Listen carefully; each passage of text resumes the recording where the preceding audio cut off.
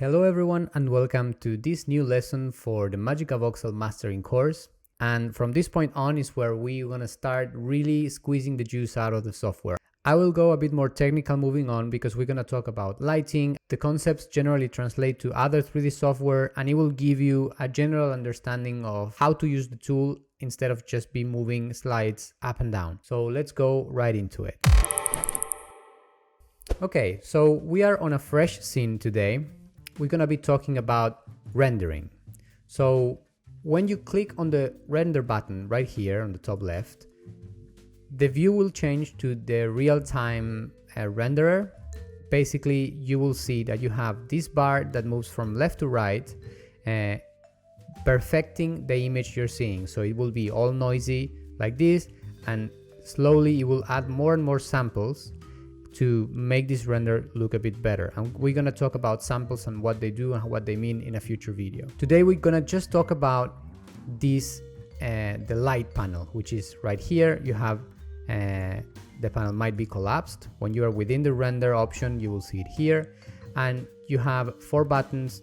It's actually 3 and one that contains everything in one place. But today we're going to just talk about the light one. And basically what we are seeing in here is our default cube that comes automatically with Magicavoxel.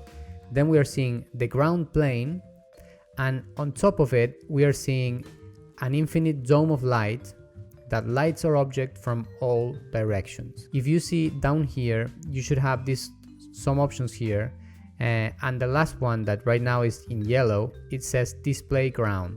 If I remove the ground, you will notice that the ground goes away, and now we no longer have the bounces from the light, but we have this spherical light shooting photons of light to our objects from all directions. It doesn't seem that is constant, that is equal in all sides, because if you see here, we have a sun and a sky. Those are the 2 things that right now are lighting our scene. I will just remove the intensity of the sun. You will notice that now our object seems like it doesn't have light, but actually what we are seeing is this constant light being the same in all directions basically. If I bring back the ground plane, you will see that now that ground plane is just bouncing some of the light and blocking the light that is below the ground plane. So that's why we see these faces to be a bit darker. If I bring back the sun, you will see that now the faces that are being hit by that sunlight are brighter than the ones that are not. I could remove the sky completely and we will only have the effect of the sunlight, and behind it you see that it has some light there because these photons of light will bounce in all directions and it will hit our model on the back too. So if I remove the ground plane now, we lost that bounce. We are no longer seeing like photons of light bouncing behind. We can only see the faces that are being lit by the sunlight. Let's talk about these 2 lights one by one. Let's start with the sunlight. Let's see what buttons we have here. The first one that you see is this little orb here that is right now empty. If you click it, this won't activate or deactivate the sun. Instead, it will show the sunlight disk. So if I now turn the intensity of the sky all the way down and I start moving my camera away, eventually I will come to find the sunlight. So basically if I turn this off, it will become invisible. It won't change how it lights the scene, but it will just not be visible on the render. Other parameters that we have here are angle, so it's like the vertical angle and the horizontal angle, and this will basically depending on how we move it, light our scene in different angles. Right now we are only seeing the sunlight, and the vertical angle, again, it will basically cast a longer shadow.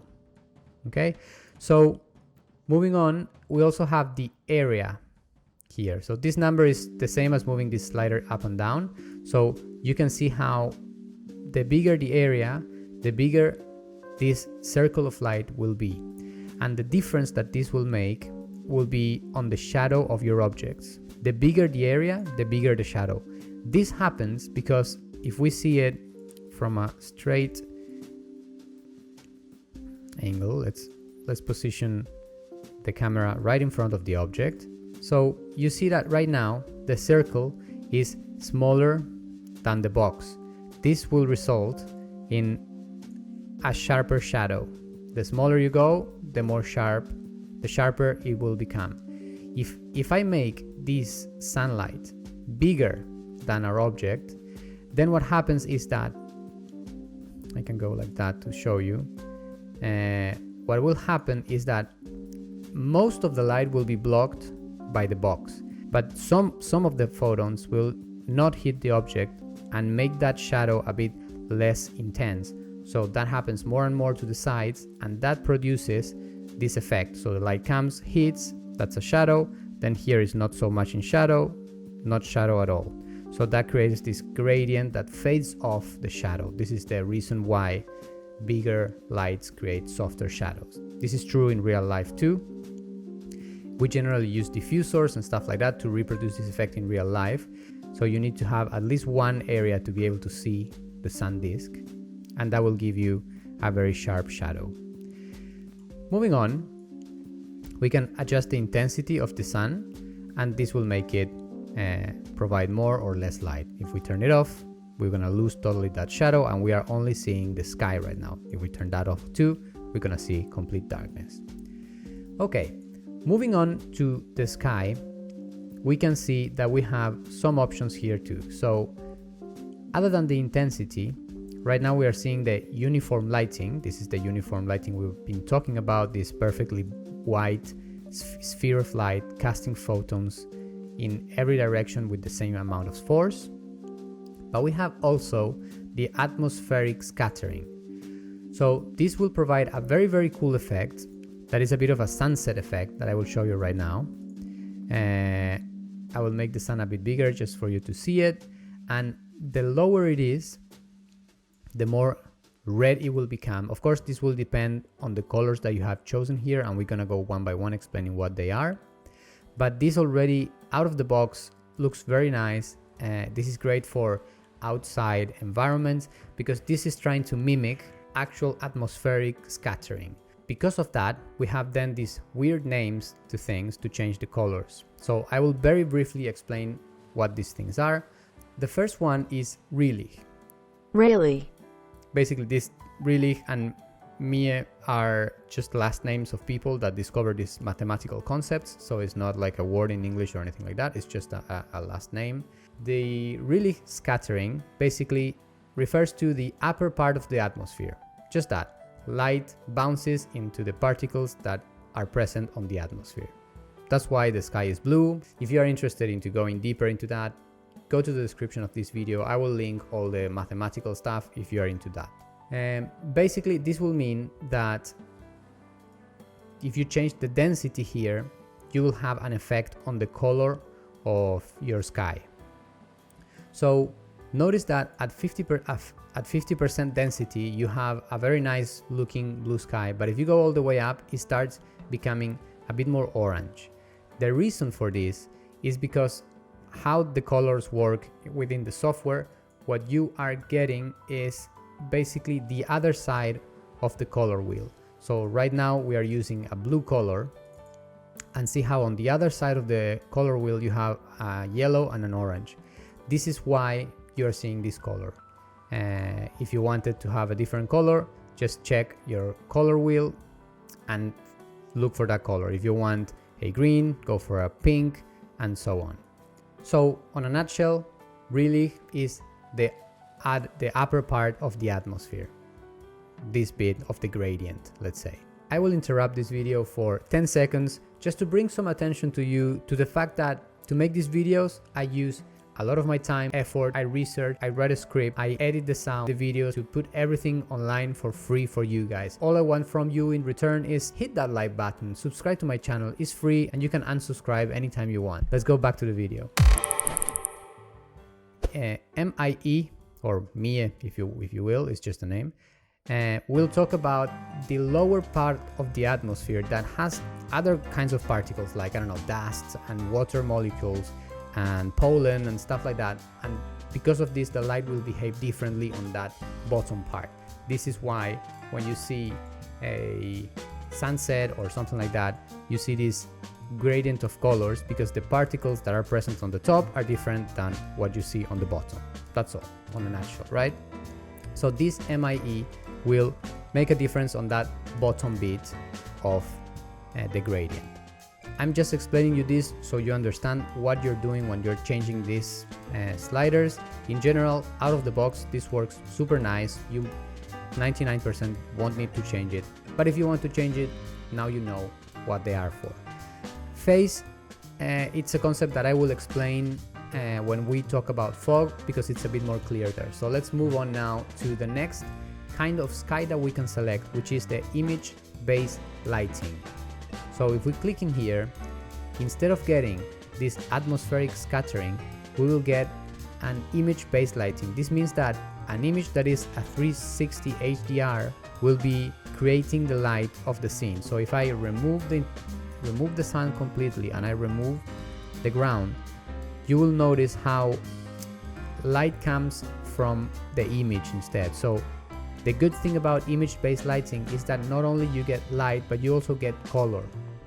So this can give a lot of detail or a lot of information to your scene and make it look really nice. So this is very good, for instance, for interior lighting, or if you want to have a very specific lighting, or if you're matching the lighting of a scene that you have an HDRI for. This one in particular is very blurry, and because of that you won't get like proper reflections, but you can double click on this image and choose one of the other two HDRIs that you have with Magicavoxel. One is a bit more of a bluish sunset, the next one is more an overcast day. All of them are blurry, but you can download different HDRIs from the internet for free. For instance, there is this website Polyheaven where you can find other HDRIs, and they are very specific if you want to have a forest scene or anything like that. You can download it. I will leave the link in the description of this video.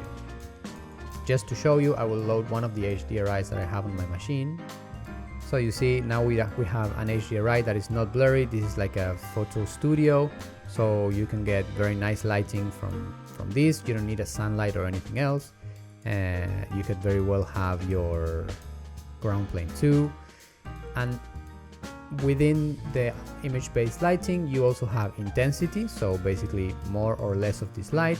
And then you have the rotation. In case you like this camera angle but the light is not perfect for you, you can just rotate it horizontally. You can see how it just rotates horizontally and lights the object differently. I really like using HDRIs for my scenes, so I suggest you give it a shot too. A neat little trick is that even though the slides only go up to 100, you can actually go higher than that if you need it. Otherwise, you can also touch the exposure of the camera, and we're going to talk about the camera in a future video. Moving on, I want to show you the effect of the fog, and for this I will make a few edits to the scene.